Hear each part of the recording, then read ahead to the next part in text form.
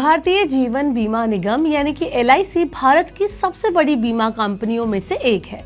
LIC के portfolio में कई सारी पॉलिसीज और स्कीम हैं जिनमें आप थोड़ा थोड़ा निवेश करके काफी अच्छा और मोटा फंड इकट्ठा कर सकते हैं।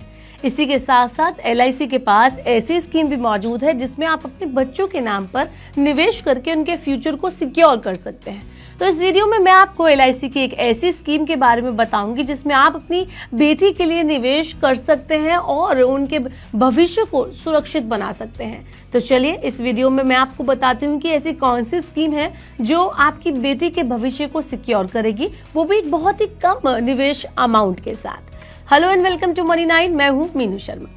तो इस वीडियो में हम बात कर रहे हैं LIC की कन्यादान पॉलिसी के बारे में।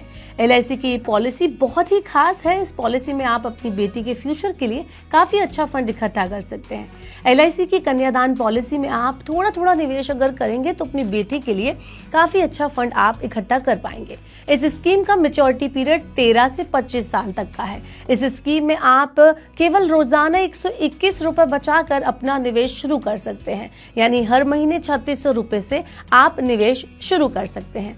इस स्कीम में आप अपनी 1 साल तक की बेटी के लिए निवेश कर सकते हैं। अगर आप अपनी बेटी के नाम पर LIC की कन्यादान पॉलिसी में 25 साल के लिए हर दिन 121 रुपए, महीने में 3600 रुपए यानी कि इन्वेस्ट कर सकते हैं, तो आप 25 साल बाद कुल 27 लाख रुपए तक का फंड इकट्ठा कर सकते हैं। इतना ही नहीं, अगर मैच्योरिटी से पहले पॉलिसी होल्डर की मृत्यु हो जाती है तो पूरे 10 लाख का प्रावधान दिया जाता है।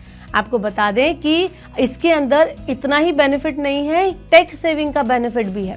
चलिए अब जरा टैक्स सेविंग की बात कर लेते हैं। तो इस स्कीम में आपको टैक्स छूट भी मिलेगी। बेटियों के लिए बनाए गए इस LIC प्लान को लेने के लिए आयु सीमा की अगर हम बात करें तो इस स्कीम में लाभार्थी के पिता की उम्र मिनिमम 30 साल होनी चाहिए, जबकि बेटी की उम्र कम से कम 1 साल होनी चाहिए। मोटा फंड इकट्ठा होने के साथ ही इस LIC प्लान में आपको जो टैक्स बेनिफिट मिलते हैं, अगर उसकी बात करें तो LIC कन्यादान पॉलिसी इनकम टैक्स एक्ट 1961 के सेक्शन 80C के दायरे में आती है, इसलिए प्रीमियम जमा करने वाले 1.5 लाख रुपए तक की टैक्स छूट पा सकते हैं।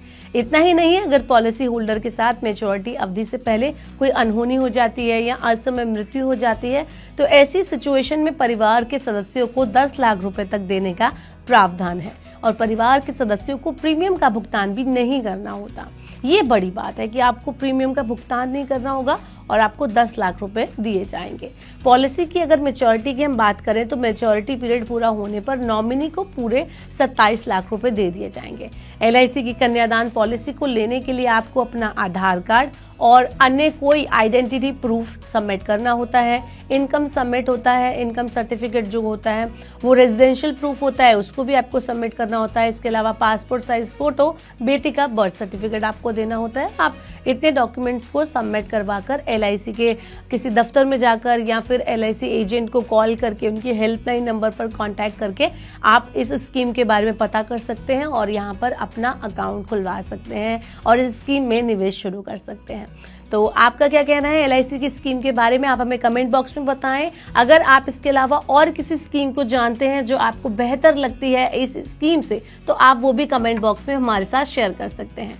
ऐसे हर वीडियोस के लिए देखते रहिए मनी 9 और सब्सक्राइब करें मनी 9 का YouTube चैनल।